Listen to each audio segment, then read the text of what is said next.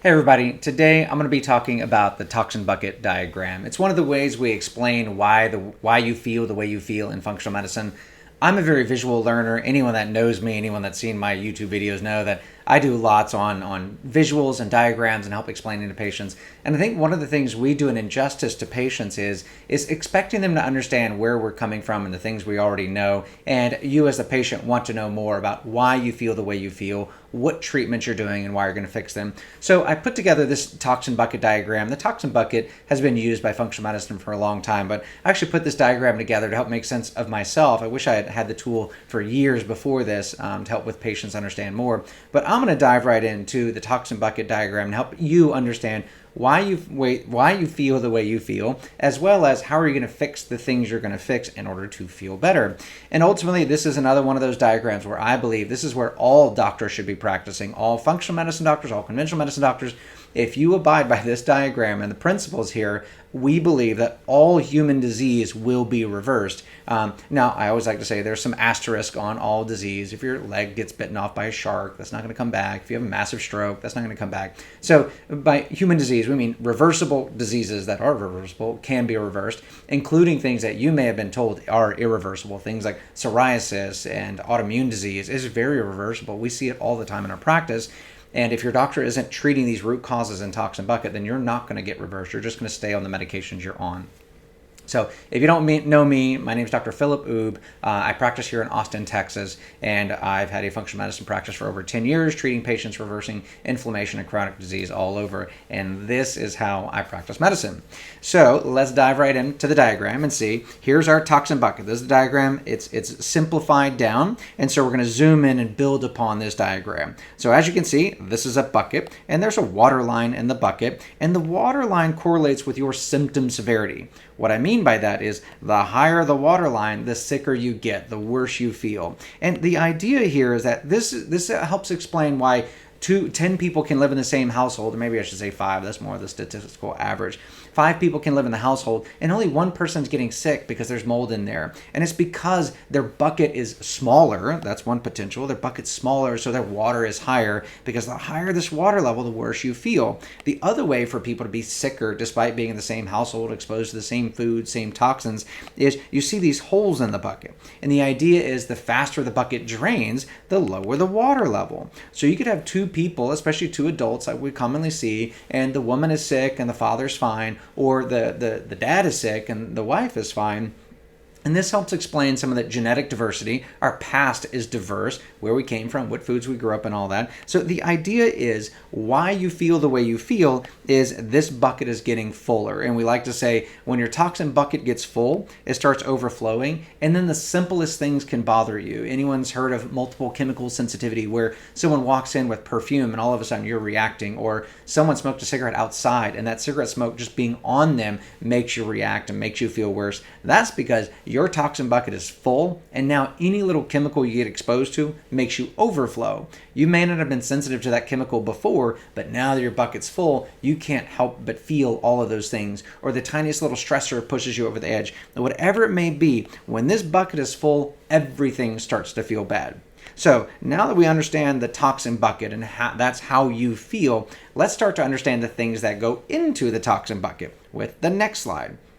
So here's the next slide, same thing. Here's our bucket and there's our water level. But notice I added all of these toxins that start to enter the picture. So the main categories of toxins, and this is where we believe that all human disease comes from, is this toxic overload. I'll briefly go over them because I go over it in other videos. But biological toxins is living, growing organisms that are in you and on you, in your gut, in your lungs, in your sinuses. They're releasing biological warfare, trying to fight each other in order to survive. It's survival of the fittest. And you're a human absorption organ. You absorb things. So you absorb those biological toxins coming from those organisms. Number 2 is mold toxins, which is technically a biological toxin, but it's actually from the outside. It's in the walls, it's in the your washer, it's in the wet, whatever it may be, building you work in. And so those mold toxins we absorb and fills in our bucket. Environmental chemicals are all the man-made stuff, the plastics, the Roundups, all of that jazz. Heavy metals are not really man-made, they're God-made, but man has mined them from the earth and exposed us to lead and arsenic and cadmium and all of those things. And then last but not least, emotional toxins. That's the stressors of our lives. All of these things correlate into filling up our bucket. And as our bucket gets full, that's when we start to feel symptoms. And so unfortunately, a lot of my functional medicine colleagues, this is the problem. So they immediately focus on detox. And detoxifying is not the first step. The first step is actually preventing the retox. And so the first step you want to go through is you want to take all of these toxins out of the game as much as possible. I like to tell my patients it's a terrible thing, but the idea is if you're drinking a cup of gasoline every day, should I be giving you and selling you supplements to try and detoxify that cup of gasoline every day?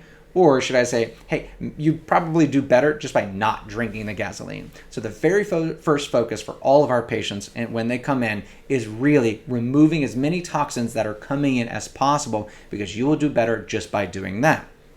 Okay, so now that we know those are the toxins that are entering our bucket, now we should ask the question, where are those coming from? So let's go to the next version of this slide, and you'll see, all right, here's your bucket. There's the symptom severity. Here's the toxins that we just went over. Where do those come from? Well, those come from all over. Our air, our food, our water, our products. Notice I did not draw a straight line from air into biological or air into mold, because you can get mold toxins from food. Now, majority of mold toxins do come from air, so that one's a little silly. If you're drinking moldy water, well, shame on you. That one's pretty obvious. But the things like environmental chemicals, where do those come from? Well, air, paint, for example, on your walls. You can absorb that water in your chemicals in your water. That's well known. Metals in your water. That's well known. Another one that people frequently miss is the products. All the shampoos and lotions and things you put on that may have a little leaf on it saying organic or something, but gosh, the amount of toxin and chemicals in our products is amazing. Check out ewg.org. They do all the research on where the clean products are, the actual clean ones, not the marketed to be clean. And then, of course, emotional toxins gets its own. You don't really get emotional toxins from the air. You get those from experiences, from family, from colleagues, from all of the things, and work specifically. And so you can't forget about those emotional toxins. That's always a part of the picture. Okay? So now that you understand the toxin bucket, why you feel the way you feel, where these things are coming from, what they look like, and what they're called, now you're probably wondering, how do I fix this? Okay, so we talked about eliminating as many of the incoming toxins as possible. You can't exactly quit your job or anything, or if you can and need to, you should. But you need to eliminate as many of the incoming toxins as possible, because you cannot out-supplement a bad lifestyle. We try to do it all the time with patients that can't make changes, can't get out of the moldy environment and whatnot. And so we can help their bad lifestyle, their incoming toxins, but you'll never be able to out-detoxify, out-supplement, out-IV infusion, out-peptide, whatever you want that's incoming. First step is always to fix the incoming, okay? The next step is, how do I start to fix these things? So let's go to the next slide. So now we've talked about all of these things, where the symptoms came from and everything, and then we start to see these holes in the bucket draining the water. These are the things we need to focus on. My diagram didn't work perfect, but you get the idea. So the 3 holes in the bucket that we're going to focus on are gut health, actually detoxifying the toxins, and last but not least, the mental detox. Now, the number one thing, if you've seen any of my YouTube videos, and if you haven't, you need to start from the beginning and watch all of them. The idea is that the gut health is the single most important thing that you can do, because if you fix your gut, you start absorbing your nutrients, and your nutrients help you detoxify your body. And as you get healthier, it gets easier to do the mental detox. So the way this process works is basically by fixing the gut, you fix the detox pathways, and then it gets even easier to do the mental healing. Have you ever tried to have a good day when you've just had a terrible day, you're sick, you got the flu or whatnot? That's not your joyful day. You're just sick. So you focus on the first thing, and then it makes everything else easier. Now, some people have a difficult life and need to do the mental detox before the gut health and stuff, but it is like pushing a snowball uphill instead of letting the snowball run downhill. Okay, so that's the first section. So let's zoom in a little further on the gut health. What does that mean? What does fixing gut health means? It means fixing your microbiome. Your microbiome does more detox than your human body. So if you're relying on your liver to do all the work, it's never going to happen. You've got to fix your microbiome because your microbiome can help you detox, but it can also actually toxify you. Remember, those organisms living inside you, eating your food, are releasing biological toxins. So first step is to cut out the toxins by removing as many of the bad guys. But you can't remove the bad guys until you rebuild the good guys. There's a process, and this video is not encompassing all the gut stuff, but this is the basic idea: is you got to fix the microbiome detox. Number two is you got to fix the nutrient absorption.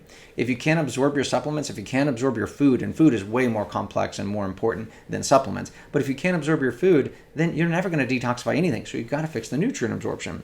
And then last but not least, you got to take the trash out. If you're not having your bowel movements, then you're not going to detoxify adequately. And even if you are having bowel movements, remember that that stuff needs to be prepared adequately. The trash actually needs to be in the bowel movement in order to get eliminated. And believe it or not, your body is a absorption organ. So if you're not appropriately detoxifying things and they're not appropriately staying in the trash, you can actually reabsorb the toxins. That's very well known and very researched, and no questions asked. Okay, so that's the first steps we take with patients is healing the gut, restoring the gut. That process usually takes 6 months or more.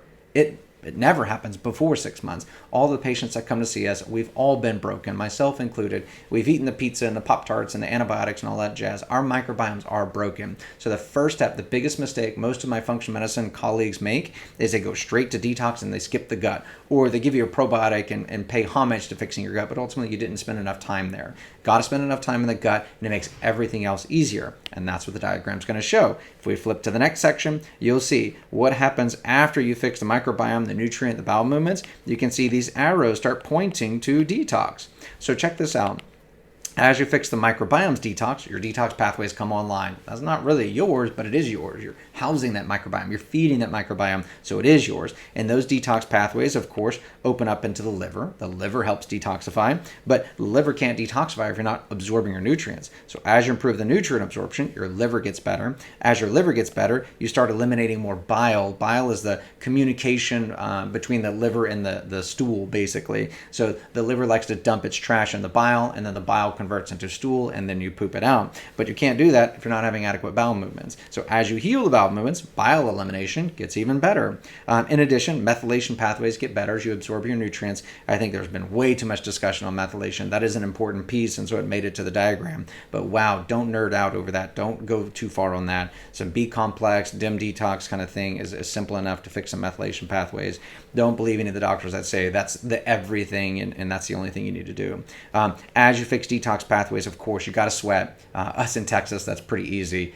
Just living here, we sweat. But you got to do intentional sweating to get toxins out. And then, of course, urination. That's something that we're all doing all the time. But hydration is one of the arrows that didn't really make it into the diagram. If you're not hydrating properly, then you don't have enough opportunity to eliminate toxins. So hydration is such an easy, cheap way to detoxify. So always keep that going. And then last but not least, of course, the mental detox. Well, how do we fix the mental detox? Well, I have therapy here, but really it's all the things. It's reflection, it's time alone, it's digital detox, it's mental detox, it's taking downtime. One of the things that people frequently miss is they think exercise is their mental detox. And so exercise is a good mental de-stressor, but I always like to remind people that it's a physical stressor, and the body can't tell the difference between the stressors. If you are working all day, taking care of kids, whatnot, that's a mental stressor. And then if your only detox is exercise, well, good, that's a mental de-stressor, but a physical stressor.